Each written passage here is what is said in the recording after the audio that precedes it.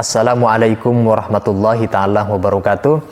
Pada kesempatan kali ini saya ingin mengulas sebuah berita yang lagi hangat-hangatnya di media sosial tentang pernyataan dari Sekjen PBNU yang melontarkan pernyataan di media sosial dengan mengatakan siapapun pasangan pilpres dari ketiganya yang didukung oleh tokoh atau figur Abu Bakar Ba'asyir dengan Amin Rais, maka paslon itu atau pasangan itu tidak perlu diikuti dan tidak perlu dicoblos. Kira-kira kalau kita tangkap pesannya seperti itu. Nah, dari pernyataan seperti ini kemudian menimbulkan reaksi dari berbagai kalangan, termasuk juga dari tim pemenangan pasangan nomor urut 1 Anies Baswedan dengan Iskandar Muhaimin. Dari pernyataan ini banyak yang menanggapi,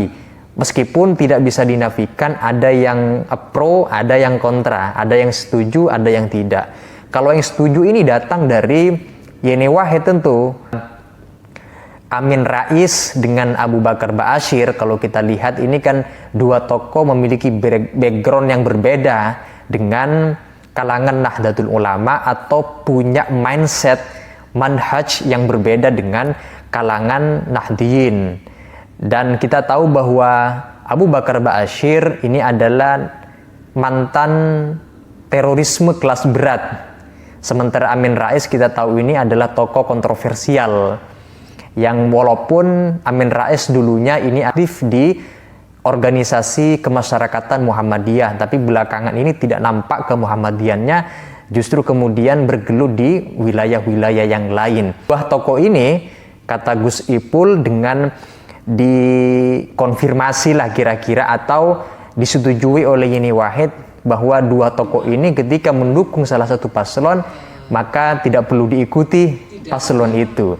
Kebetulan yang didukung oleh dua tokoh tersebut adalah pasangan Anies Baswedan dengan Muhaimin Iskandar, yang sejak awal kita tahu bahwa kubu PKB dengan PBNU ini kan mengalami ketegangan, seolah-olah terjadi paradoks ya antara dua kubu ini, sehingga kemarin ada juga berita yang saya pernah ulas terkait dengan pernyataan dari Gus Muhaimin yang mengatakan siapapun yang berstatus warga NU, kalau dia betul-betul NU, akan memilih pasangan Anies Baswedan dengan Muhaimin Iskandar. Kalau tidak memilih Amin, ke-NU-annya perlu diragukan. Sehingga tanggapi oleh Ketua Umum PBNU yang kemudian ramai di media sosial itu. Nah, sekarang ini datang dari Sekjen PBNU sendiri yang seolah-olah bahwa mengajak untuk tidak mendukung dari salah satu tiga paslon yang kebetulan di situ kalau kita lihat porosnya lebih menjurus kepada pasangan nomor urut 1. Kemudian ditanggapi oleh tim pemenangan Anies Baswedan dan juga dari Muhaimin sendiri. Ini katanya PBNU tidak konsisten atau inkonsisten. Kalau memang sejak awal mengatakan bahwa PBNU tidak akan masuk terlalu dekat atau bahkan tidak ikut campur dalam percaturan politik Pilpres 2024, maka di situ sejak awal harus konsisten sampai sekarang. Jadi tidak perlu kemudian mengajak atau juga tidak perlu melarang. Tapi belakangan dengan munculnya pernyataan dari Gus Ipul atau Saifullah Yusuf, ini seolah-olah melarang orang untuk memilih pasangan nomor urut 1. Kemudian di situ ada Muhaimin Iskandar. Nah, ini ditanggapi bahwa PBNU tidak konsisten.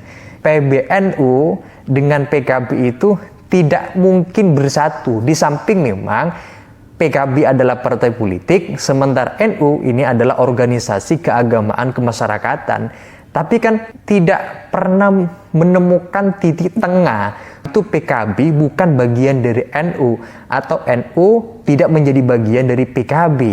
Nah, ini kenapa ya? Kok sekarang ini terjadi paradoks, terjadi kontradiktif yang sangat menonjol ya dari tokoh-tokohnya ya. Saya nggak tahu hal ini, tentu mereka punya alasan masing-masing.